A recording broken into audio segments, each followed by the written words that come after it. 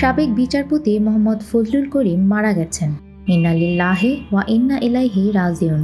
শনিবার ভোর ৪:৪৫ রাজধানীর একটি বেসরকারি হাসপাতালে মৃত্যু হয় তার। সুপ্রিম কোর্ট প্রশাসন থেকে এ তথ্য জানানো হয়েছে।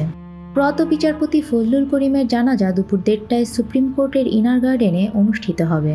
তার মৃত্যুতে গভীর শোক প্রকাশ করেছেন প্রধান বিচারপতি ডক্টর সৈয়দ রিফাত আহমেদ। এছাড়া শোক প্রকাশ করেছে সুপ্রিম কোর্ট রিপোর্টার্স ফোরাম। ২০১০ সালের ৪ ফেব্রুয়ারি প্রধান বিচারপতি হিসেবে নিয়োগ পান আপিল বিভাগের জ্যেষ্ঠতম বিচারপতি মোহাম্মদ ফজলুল করিম। একই বছরের ৩০ সেপ্টেম্বর বিচারপতি ফজলুল করিম অবসরে যান।